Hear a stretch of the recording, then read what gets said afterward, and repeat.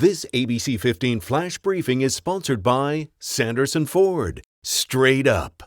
Hi, I'm Nick Soletti here with your top stories from ABC15 Arizona. Looking at vaccines in kids today, the CDC says this age group with the lowest vaccination rate is kids 12 to 15.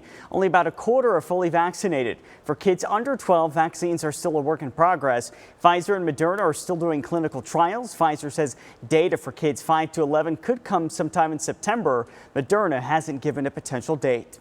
Across the state, tens of thousands of kids are heading back to school this week. Queen Creek, Florence, Chandler, and Maricopa schools all starting the new year in the coming days. Some charter schools are also welcoming students to campus. Find a full list of dates at abc15.com/schools. While schools deal with COVID-19, districts are also dealing with another problem: teacher shortages. Frontline Education surveyed schools and district leaders across the country and found that 2 in 3 districts are facing a teacher shortage. There was already a shortage before the pandemic, but COVID accelerated it. Number one reason that educators are telling us that they're experiencing the shortage is a lack of qualified candidates. And so one of the things we know is that we're seeing fewer people interested in going into the teaching profession, and that in fact is increasing through the pandemic. Some have also said that COVID safety as well as their work environment are also concerns about returning to school. Phoenix police are searching for a third suspect linked to a teen's murder. 17-year-old Itzel Espinoza was shot and killed while inside a car in an alleyway near 35th Avenue in Southern. Police arresting 19-year-old Jesus Padilla for facilitation of murder. A second suspect, who is a minor, was booked into a detention center, but officers are looking for Lindsay Aguilar, saying that she is also involved, but she is on the run. Itzel's father is saying that he will never fully find peace, especially not knowing what happened that night. Like the whole justice process, it will come eventually, you know, and they'll pay for it eventually. That's something we have to worry about later. At the beginning, I was just worried about, like, she's not here, you know, she's gone. If you have any information on that third suspect, please call Phoenix Police or Silent Witness, and that number is 480-WITNESS. Police in Scottsdale working to identify a body found in a canal near Scottsdale and Camelback Roads. The man's body was pulled from the water. Details are still limited. Police only saying the medical examiner's office is working to make a positive ID.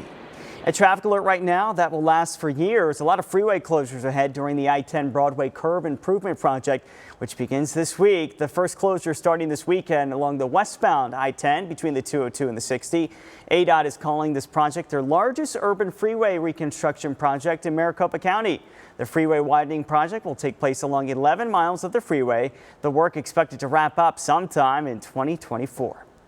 Water is such a critical resource and a big focus of our Impact Earth team. Now we've learned the Bureau of Reclamation is beginning extra water releases from reservoirs upstream of Lake Powell along the Colorado River, trying to keep the reservoir full enough to keep generating hydroelectric power. The massive reservoir is projected to hit a critical new low by April of next year.